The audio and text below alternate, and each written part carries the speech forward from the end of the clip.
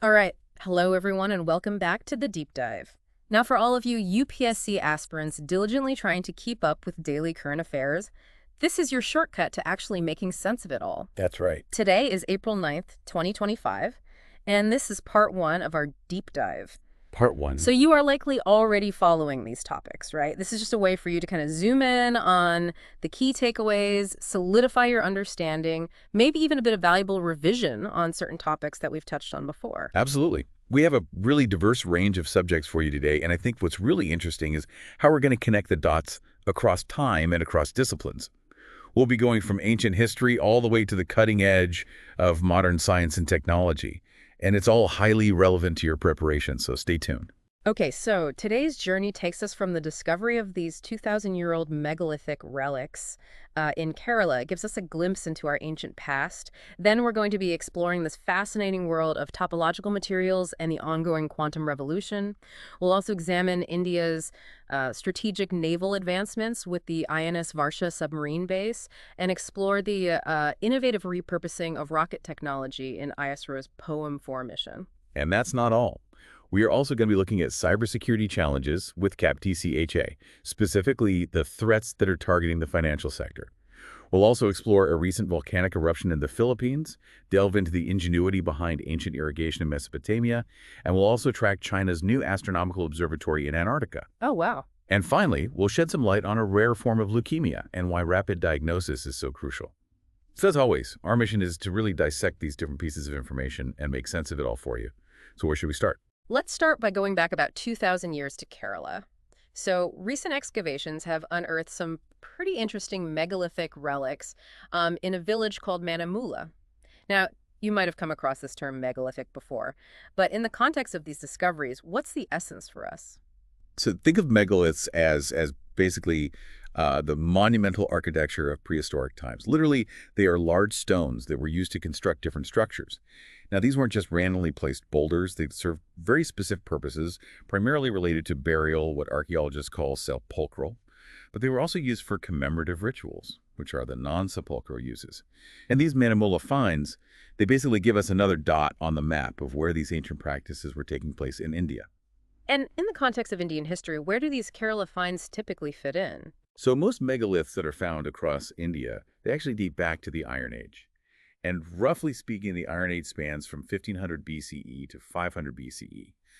But what's really interesting here is that some of these sites, and Manamula could potentially be one of them, they predate even this period. So they could go back as far as 2000 BCE, which is, it pushes our understanding of these cultures even further back in time. So when we talk about these burial sites, what kind of structures are we likely to come across? So there are a few distinct forms that we see. Dolmenoid cists. These are basically like stone boxes that were used for burials. Then you have cairn circles, which are arrangements of stones that mark a burial. Now, Kerala actually has its own unique type called capstones, which have a very distinctive mushroom-like shape. And we also find urns, or sarcophagi. They're usually made of terracotta, and they're used to hold cremated remains. Okay. And what about those non-burial uses you mentioned? What do those look like? So the main example there is the menhir, which is a single upright stone, and it's often thought to be a memorial of some kind. It's actually quite amazing how widespread these sites are across India. Absolutely. So from Kerala itself, you have sites like Thrissur, Kunatur, Manamula, Muniyara. Then you go to Tamil Nadu, Adichanallur, Kudamanal. You go to Karnataka, Brahmagiri. Andhra Pradesh, you have Nagarjunakonda. Even further up north, you go to Birzahom in Jammu and Kashmir. These megaliths, they really speak to this shared yet regionally varied ancient cultural practice across the entire subcontinent. Yeah. It's quite fascinating. Yeah. And what about this particular site at Manamula? What specific things did they find that make it so significant? Well, the discovery was made during some work related to the Jal Jeevan mission, which is kind of interesting in itself. But amongst the artifacts that they recovered, there was a blackware pot, 5 four-lated jars, which are quite unusual, various other pottery, different sizes, some clay lids, it seems, for vessels, an iron stove stand with 3 supports, which kind of gives you an idea of, domestic use, and some small iron tools that resemble penknives. So these give us some really tangible insights into the daily lives of these people from so long ago. It seems like the local community already had some idea of these structures, right? They weren't completely unknown.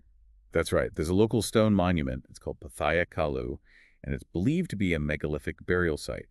And what's interesting is that the region has other folk names for similar stone chambers, like Pandavaguha or Muniara, which highlights a continuous, even if not fully understood, awareness of these ancient sites within the local memory.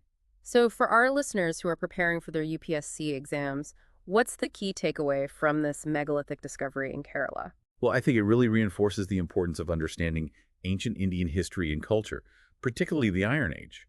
These discoveries, they add to our knowledge of burial practices, material culture, and the geographical distribution of these early communities across India. It's a good reminder that our understanding of the past is constantly being enriched by new archaeological finds. Absolutely. So from these ancient stones, let's do a little bit of time travel and fast forward to the cutting edge of material science. So we're going to talk about topological materials. Now, this field has been gaining significant attention. In fact, the UN has declared 2025 as the International Year of Quantum Science and Technology. So what exactly is it about these materials that makes them so unique? Topological materials represent a really fascinating state of matter. You see, the surface and the bulk of the material, they exhibit completely different electronic properties. So imagine a material that's like a conductor on its surface, but then acts like an insulator in its interior. It's this duality that makes them so intriguing. Okay, that's a pretty stark contrast. What causes this kind of split personality in a material? It all comes down to their topology. And in this context, we're talking about inherent quantum properties that are related to the material's electronic band structure. Now, these properties are robust, they're protected, meaning that they don't change easily, even if the material is, let's say, deformed or has some impurities. And this robustness is something that is actually linked to fundamental principles of quantum mechanics, which are pretty cool. And this isn't just a theoretical concept, right? I mean, the Nobel Prize was awarded in this area. That's right. In 2016, the Nobel Prize in Physics was awarded to David Toulis, Duncan Haldane, and Michael Kosterlitz for their theoretical discoveries of topological phase transitions and topological phases of matter. Their work actually provided the framework that predicted the existence and properties of these very materials that we're talking about. So how does this work in practice? How do you get surface conductivity and bulk insulation at the same time? Like what's happening at the electron level? So on the surface, electrons, they behave almost as if they are free. They can move around easily, allowing for electrical conductivity. But in the bulk of the material, the electronic states are such that the electrons are localized. They cannot move freely. Hence, you have the insulating behavior. And this actually arises from some complex quantum mechanical interactions, particularly something called spin-orbit coupling, where the electron's spin, its intrinsic angular momentum, interacts with its orbital motion around the nucleus. And on top of that, you have principles that govern how light interacts with matter, the collective behavior of electrons, and these quantum phase transitions. It's all very intricate. You mentioned a mirror analogy earlier. I think that could be helpful to revisit and maybe make this a little bit more concrete for our listeners. Sure. Think of a regular mirror. You have the glass layer, which is an insulator. Light just passes through it. But then you have the metallic backing, which is a conductor, and that's what reflects the light. So the mirror as a whole has these two distinct functionalities layered together.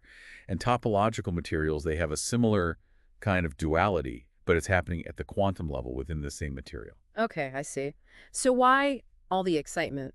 Why are scientists so interested in topological materials? What are the potential applications here? Well, because their unique electronic properties open up possibilities for next-generation electronics that can be much faster, much more energy efficient. The protected surface states that we talked about, they're less prone to scattering, which is something that can hinder the electron flow in conventional materials. This also has implications for quantum computing, where these materials could potentially be used to create more stable, more fault-tolerant quantum bits, the building blocks of quantum computers. And they also hold promise for developing really low-power electronic devices, so it's quite a broad range of potential applications. Can you give us a specific example of a topological material, something concrete? Sure. One of the most well-studied examples is bismuth selenide. It has the chemical formula biphase, and it's a topological insulator that exhibits all of the key characteristics that we've been talking about. Okay, that's helpful. And for a UPSC aspirant, why should they pay attention to topological materials? What's the takeaway for them? Because this is a rapidly evolving field in material science and quantum technology, and it has the potential to really revolutionize various sectors. Understanding these fundamental concepts and their potential applications, I think it's crucial for your science and technology preparation. It represents a significant leap forward in our understanding of matter and its properties. Absolutely. Okay, let's shift gears a little bit and talk about a critical aspect of national security. India's new submarine base, INS Varsha, on the eastern coast. This seems like a pretty significant strategic move. It is. INS Varsha is a strategically designed and highly secure submarine base that's being developed on India's eastern coast near Rambili in Andhra Pradesh. And its main purpose is to house India's growing fleet of nuclear-powered submarines. Hmm. We're talking about the SSBNs, which carry ballistic missiles, and the SSNs, which are the attack submarines. The base is expected to be operational by 2026. So what's the thinking behind establishing this dedicated facility? What's the strategic rationale? Well, INS Varsha is a key component of Project Varsha, and the main objective here is to provide a safe, secure, and strategically advantageous location for India's nuclear submarine fleet. This enhances the survivability of India's sea-based nuclear deterrent, which is a critical element of our national security architecture. Having a dedicated base allows for specialized infrastructure, security protocols, everything that's needed to support these very important assets.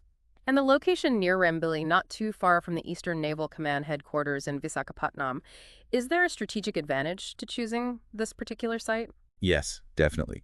The location offers several benefits. Importantly, the base will feature underground pens and tunnels for housing the submarines. So this provides a significant level of stealth and protection for their operations in the Bay of Bengal. It makes them much harder to detect, particularly by adversaries. Our sources mention the scale of the project as well.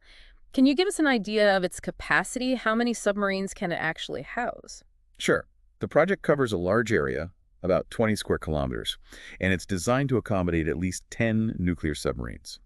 This significant capacity reflects India's long-term commitment to maintaining a strong and potent nuclear submarine force. Interesting. There's also a comparison made with China's submarine base on Hainan Island. What's the strategic parallel that's being drawn there? The key parallel is in the underwater topography. You see, the waters off Rambili, similar to Hainan Island, are believed to have sufficient depth to allow these nuclear submarines to enter and exit the base without being easily detected by various surveillance technologies, including satellites. This is particularly crucial for the SSBNs, which carry the nuclear-armed ballistic missiles. They need to remain undetected during their long-range patrols. That's what ensures the credibility of India's nuclear deterrent.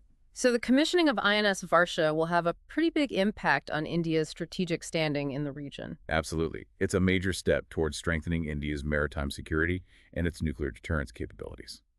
For UPSC aspirants studying international relations and defense, this is crucial. You need to understand the strategic significance of this base and its role in India's overall security framework. Okay, so let's shift gears again.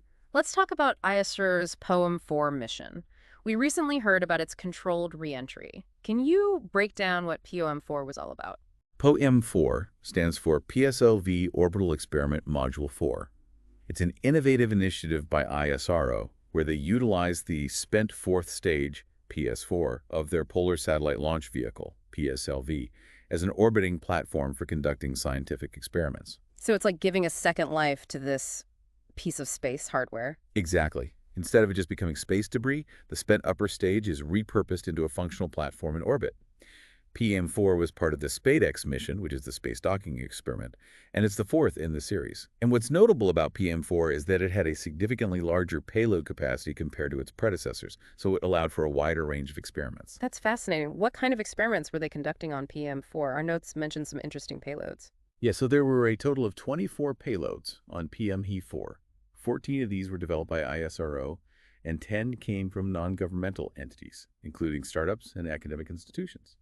So some of the highlights included the Walking Robotic Arm, RRMTD, and this was designed to test technologies for in-space inspection and servicing of satellites using a really interesting inchworm-like motion.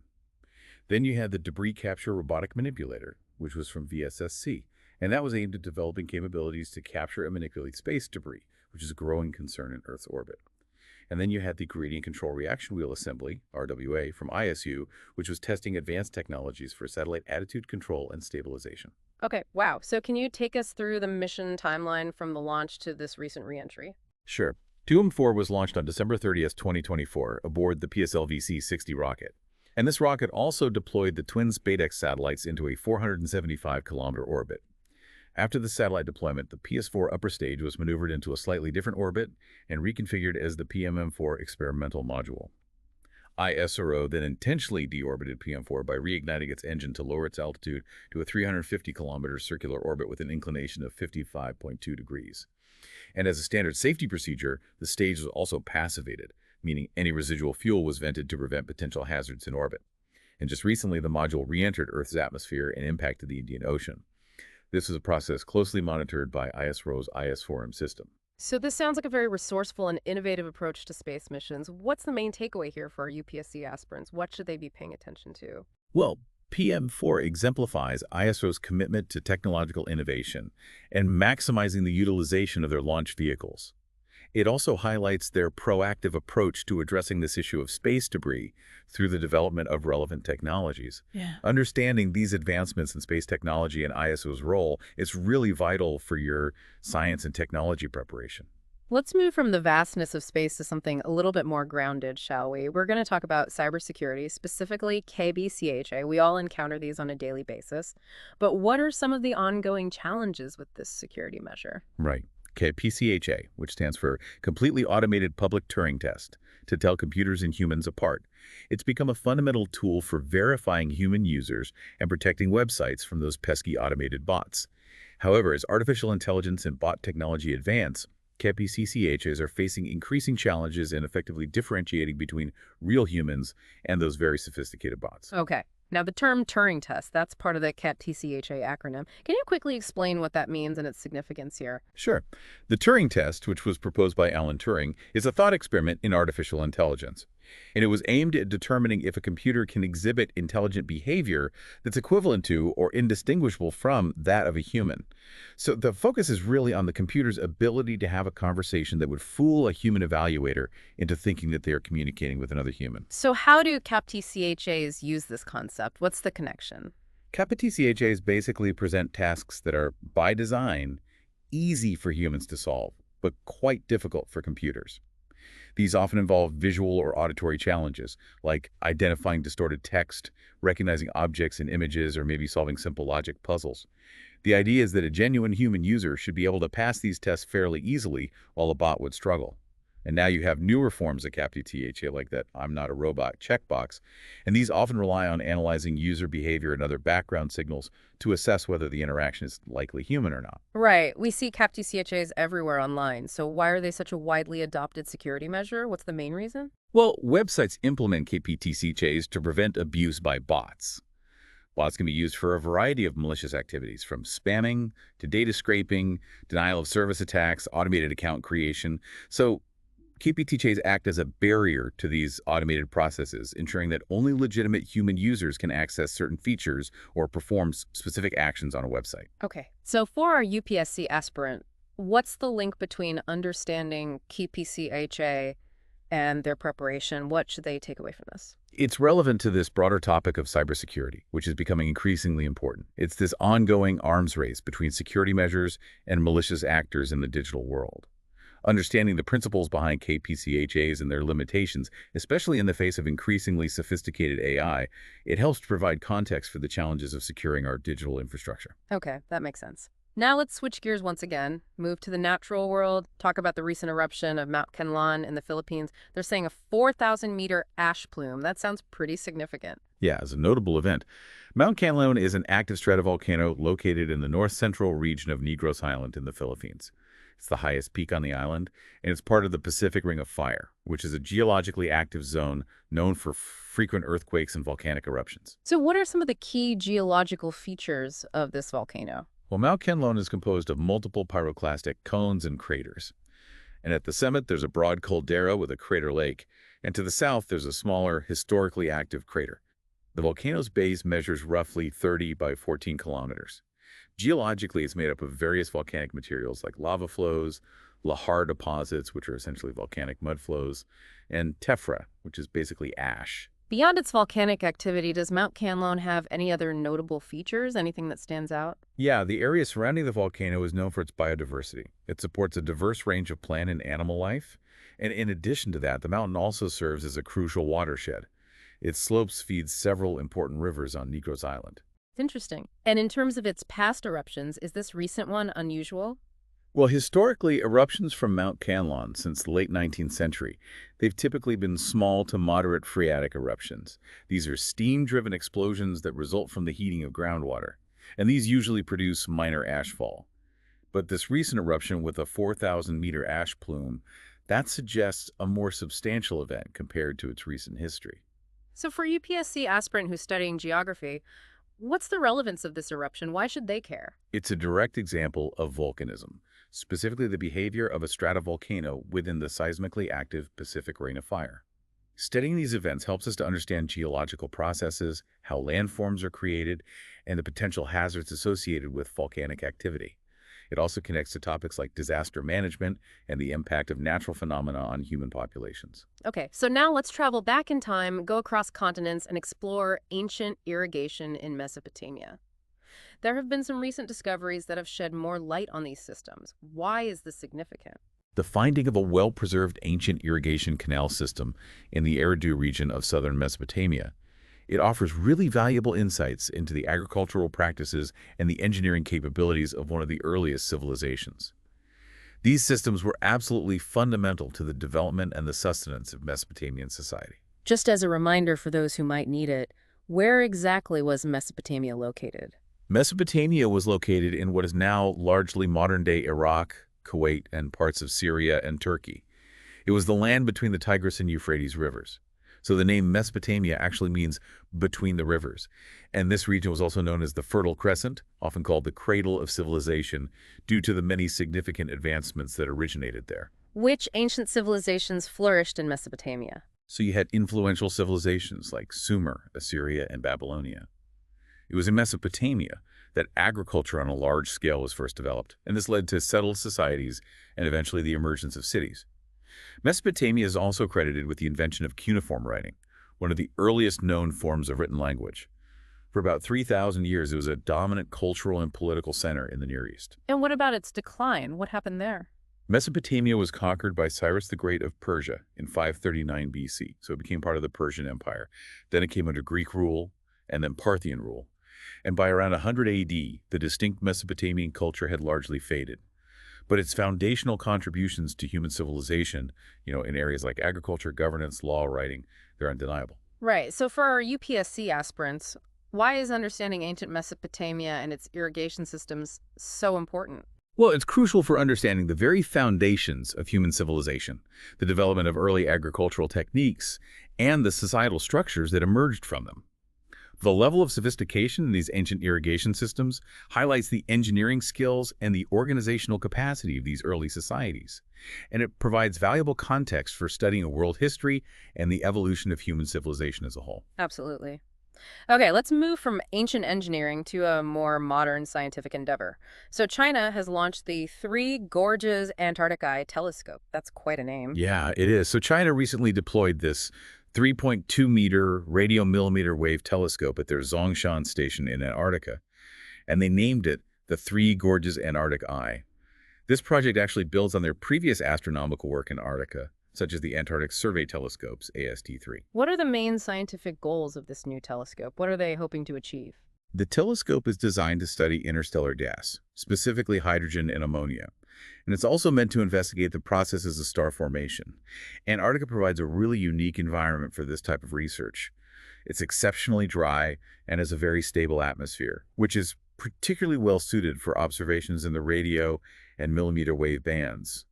These are often obscured by water vapor in other locations. Building and operating a sensitive instrument like that in the extreme conditions of Antarctica must have been quite a challenge. Oh, absolutely. The telescope had to be specifically engineered to withstand the extreme cold, the high winds, and also the logistical complexities of operating in such a remote and harsh environment. This was all to ensure its long-term functionality and that the data quality is maintained. So which institutions were involved in developing this Three Gorges Antarctic Eye? The telescope was jointly developed by China, Three Gorges University, and Shanghai Normal University. And for our UPSC aspirants, what's the significance of this development? Why should they be paying attention to this? Well, I think it highlights China's growing capabilities and investment in advanced scientific research, particularly in the field of astronomy. It also underscores the importance of international collaboration and the unique scientific opportunities offered by extreme environments like Antarctica. This is relevant for understanding global trends in science and technology. All right, let's bring our focus back to India. We're going to talk about a critical aspect of our digital economy: cybersecurity, specifically in the financial sector. The Digital Threat Report 2024 was recently released. What are the key takeaways from this report? Right, so the Ministry of Electronics and Information Technology has launched this Digital Threat Report 2024, and it focuses specifically on the banking, financial services, and insurance, BFSI sector in India. This report is a collaborative effort. It involves CISA, CERT-IN, and CSERT-FIN, and it draws on threat intelligence and incident data to analyze these evolving cybersecurity risks that are facing this crucial sector. And what are some of the main concerns that are highlighted in the report? What are the biggest threats? The report points to several key trends. Firstly, there's a marked increase in sophisticated social engineering attacks. We're seeing business email compromise, BEC, and phishing campaigns becoming more targeted and causing greater damage. Secondly, supply chain vulnerabilities are a growing concern, with breaches occurring through third-party vendors and even open-source software. So this emphasizes the need for robust vendor security management. The report also notes an ongoing evolution in compliance, with a move towards more strategic cyber resilience frameworks. But we're still seeing persistent issues like misconfigurations, excessive user privileges, and weak access controls. These are all being exploited by attackers. And finally, the report anticipates a future where AI-powered threats will become more prevalent, which means we're going to see highly personalized and large-scale cyber attacks. So it's a bit of a concerning picture, this evolving threat landscape. What's the message here for our UPSC aspirants? What should they be taking away from this report? This report underscores the critical importance of cybersecurity for India's economic stability and national security. Understanding the specific threats targeting the financial sector and the government's initiatives to address these challenges is vital for your preparation, particularly in areas related to the economy, technology, and internal security. Okay, finally, let's turn to the field of medicine. We're going to talk about acute promyelocytic leukemia, or APL. Our sources mention that rapid diagnosis is incredibly important here. What is APL, and why is speed so crucial? So acute promyelocytic leukemia, or APL, is a rare but aggressive subtype of acute myeloid leukemia, AML. It accounts for about 10 to 15% of new AML cases. And it's characterized by a very specific genetic mutation that fuses the PML and RRA genes. Now, this disrupts the normal maturation of blood cells. And this leads to a deficiency in healthy white blood cells and platelets. And what makes APL so dangerous if it's not caught quickly? What are the risks? The main risk is bleeding. APL carries a high risk of causing sudden and severe bleeding, which can be life-threatening. This bleeding can occur in critical organs, which is why rapid diagnosis and the initiation of appropriate treatment are absolutely essential to prevent fatal complications. But there is a significant upside with timely intervention, right? Yes, that's the good news. With early diagnosis and the right treatment protocols, APL actually has one of the highest cure rates among the acute leukemias. So that really underscores the importance of being able to identify it quickly. Are there any typical symptoms or demographic factors associated with APL? In India, the median age of diagnosis is around 34 years, and there's a slight male predominance. Common presenting symptoms include sudden onset of bleeding from the gums or nose, unexplained fatigue, fever, and bone pain. These symptoms are not necessarily exclusive to APL, but their rapid onset should definitely raise suspicion. And the diagnosis relies on blood tests, including a complete blood count and examination of the blood cells under a microscope to identify specific morphological characteristics. So for our UPSC aspirants, why is understanding APL relevant to their preparation? It provides insight into a specific type of blood cancer, the underlying genetic mechanisms, and the critical role of timely and accurate diagnosis in improving patient outcomes. It also touches upon advancements in medical diagnostics and public health considerations related to managing serious diseases. Well, that brings us to the end of part 1 of our deep dive for April 9th, 2025. We've covered a pretty wide range of important topics today, all relevant to your UPSC preparation. As you continue your studies, remember that revisiting these topics helps to reinforce your understanding and really see the interconnectedness of these various fields of knowledge. It's not just isolated facts, it's all connected. Absolutely. We hope this deep dive has provided you with valuable clarity and context for your daily current affairs. Think about how the threads of history, scientific innovation, technological development, and geopolitical events all intertwine to shape the world we live in. So here's a final thought to consider. Looking back at the diverse topics we covered today, what emerging trend do you believe holds the most potential for transformative change in the coming years? And how might these developments that we discussed influence that trajectory?